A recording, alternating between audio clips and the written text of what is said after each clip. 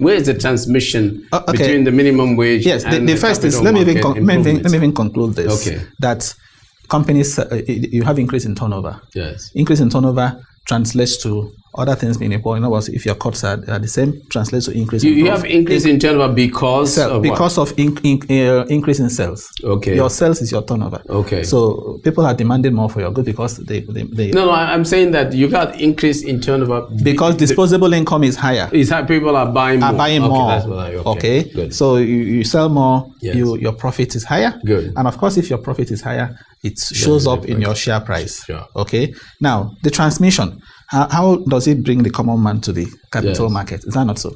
Yes. We also know from theory that if you increase income, that yes, consumption will increase, but not by as much as the increase in income. Mm-hmm. So we say consumption function says consumption is a function of income. Yes. And we know that average propensity to consume drops as income increases. So if we increase minimum wage from 18,000 to 30,000, that's low-paid worker that is used to 18,000. You suddenly increase it to 30,000. He or she will increase consumption, say by 20, 25, but it may not really exhaust the 30 because you're already used to the 18,000. So what it means is that part of that increase will be consumed. Some part of it will be saved. You know that in many of our offices today, whether private sector or public sector, workers are in some form of cooperative societies. They save. You see people contributing 5,000 every month, 3,000 every month. If you now increase somebody's salary from 18 to 30, if he was contributing 2,000, he could increase it to 3,000. Okay, so the saving is increased, and these societies use the money for investment. So what I'm saying is, again, many of these people must have also borrowed. When you're in a cooperative society, you are likely to borrow, from the society. What do you think is the central bank's view on raising the minimum wage? And can they have a strong view in a political season like this? Yes, the central bank, understandably, would not want anything that would complicate monetary policy. Okay. Yes, for them, they wouldn't want anything that will bring about inflationary pressure, and then they will also begin to battle with looking for tools to tackle the inflationary pressure. So the central bank. So does this bring about? Is there any inflationary pressure from raising the minimum wage? Yes, as far as the central bank is concerned. No, as I said earlier on, it is not going to bring about. No, if you're at the central bank and you're concerned, your main concern is inflation. Yes, that's my primary responsibility. I want to maintain price stability. If you are going to minimum wage, if you are going to do a minimum wage, it shouldn't be such that will bring about inflation. Although I think that it might be just a one-time thing. So you might see a little. No, that would be the immediate reaction. Yes, but then it should over time it should normalize. Be a problem. Yes, so maybe the central bank will see it that way too. The immediate response might be a slight spike in inflation rate, but it's not going to last because, as I said, those are not the real things that drive inflation. For us to have a low inflation rate environment in this country, we need to fix the bottlenecks. We need to fix roads. We need to put power. So when we fix these things, because part of why we even have high cost of interest rates are high. Yes. The interest cost in this country is also high, not necessarily because CBN's benchmark policy rate is high, but again because of these factors. Before a bank gives you a loan, the bank is considering the fact that it's going to pay for maybe buy fuel, run generator, and so on. The roads are bad. So these costs are costs that add up to the cost of capital in this country. So as I was saying earlier on, it is something that will impact positively on our markets. Look at pension funds. If you increase minimum wage, okay, what that means is that the contribution by both the employer and employee will increase. Is that not so? Today we are talking about 8.3 trillion naira pension assets, okay, and government is saying, why can't we use this part of this to fund infrastructure? So the APC has this next level thing. What is that? What is the next level? What's that? Yes. What level are we at now? Next level, my understanding is, of course, it's a higher level. Yeah. Okay. Next level. Higher level of what? Of what? Of the current position.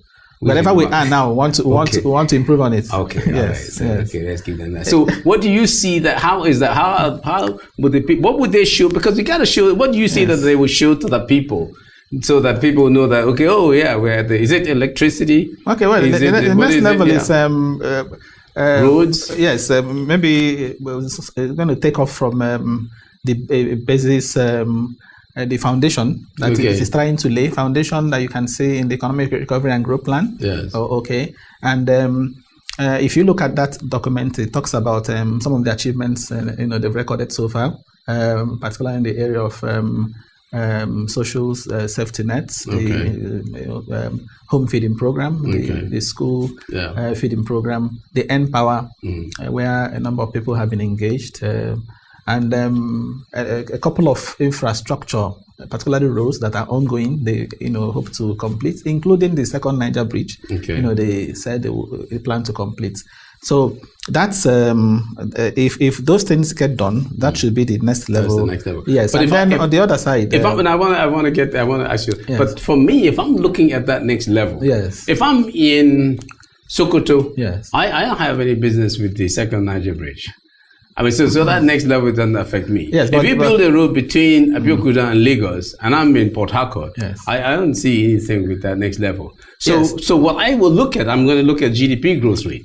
Yes. So if I don't see a strong GDP growth rate, climbing over 5%, I don't see a next level. Yes. Should somebody see a next level? We look at the main aggregate we look at. Yes. GDP growth, per capita growth, and we don't see significant increase. Is there a next level? Yeah, the next level talked about also growing GDP, although it wasn't specific. But of course, we find in the ERGP. They want to make Nigeria work again. Yes. Is Nigeria broken now? Well, that's the question. Yes. But on the article document, PDP was more specific, talking about 900 billion, delivering 900 billion GDP size by 2025. Again, that's my worry. Why 2025? When the first time will be ending 2023. He also talked about doing 20,000 megawatts of electricity. Mind, is that achievable? By 2025, it has a lot to do with even the exchange rate. If we're looking at these computations at market exchange rate, I mean, in dollar terms. Yes. So if something happens with dollar exchange GDP, he was talking about dollar GDP size. So the point is, if you're going to, which he also said, if he's going to free the exchange rate, suppose it shoots to 400. Yes. Can you still achieve that $900? That's also something I also see in that document. Some of the things said there don't connect. You just mentioned one example. The other example is that you say you want to have financial system stability. You want to pursue low inflation rates, low interest rates, stable exchange rates, all at the same time, on one hand. On the other hand, you say you want to liberalize the downstream sector of the petroleum industry. You also say you want to get the distribution companies to recover their full cost, electricity company recover their full cost.